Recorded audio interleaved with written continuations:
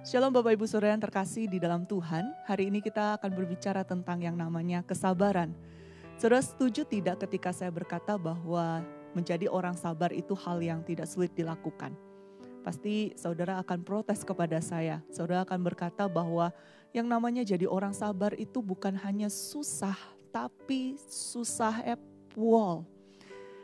Saudara pernah tidak dalam perjalanan hidup saudara berdoa kepada Tuhan, Tuhan saya ingin jadi orang yang lebih sabar. Tuhan tolong saya supaya saya bisa lebih sabar.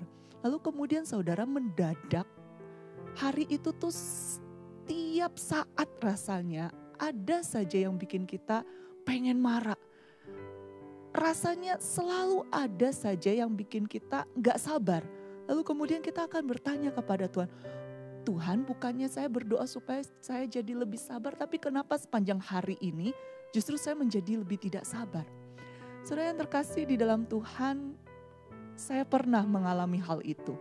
Lalu kemudian saya berpikir saudara dalam perenungan saya, bukankah justru itu tandanya bahwa Tuhan menjawab doa engkau dan saya? Justru sepanjang hari itu Tuhan memberikan kita berbagai macam peristiwa, mempertemukan kita dengan berbagai macam orang untuk memproses kita.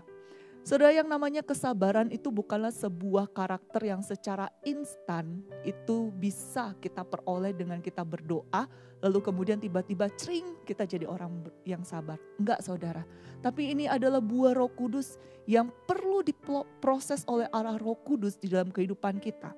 Saudara, Rasul Paulus di dalam 1 Korintus 13 khususnya di ayat 4 dan 7 menggunakan kata sabar ini untuk menggambarkan dua hal. Sabar yang pertama digunakan untuk menggambarkan orang yang lambat marah. Orang yang perlu waktu panjang untuk berpikir sebelum dia bereaksi, sebelum dia marah. Yang kedua, kata sabar digunakan untuk menggambarkan orang yang tabah menghadapi pergumulan hidup. Saudara, lihat yang namanya sabar ini berhubungan dengan faktor di luar diri kita. Entah itu kondisi, entah itu orang lain. Dan dua-duanya ini tidak bisa kita kontrol dalam kehidupan kita. Oleh sebab itu saudara, butuh anugerah Tuhan. Butuh pertolongan Allah Roh Kudus bagi setiap kita untuk belajar sabar. Tidak mudah menjadi orang sabar apalagi dalam situasi seperti saat ini. Kondisi yang tidak mudah, kondisi yang sulit. Belum lagi kita harus berhadapan lebih intens dan lebih sering berinteraksi dengan keluarga kita. Khususnya orang tua yang menghadapi anak-anak yang harus terus didampingi untuk belajar setiap hari. Tidak mudah untuk sabar.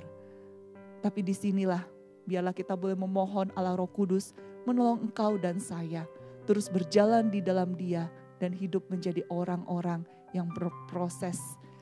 Tidak reaktif terhadap kondisi di luar kita. Tidak reaktif terhadap orang-orang yang menjengkelkan kita. Tapi kita boleh belajar untuk ambil langkah mundur. Kemudian merenungkan dan memikirkannya. Dan berproses di dalam Tuhan. Selamat berproses menjadi orang-orang yang sabar. Tuhan memberkati saudara. Amin.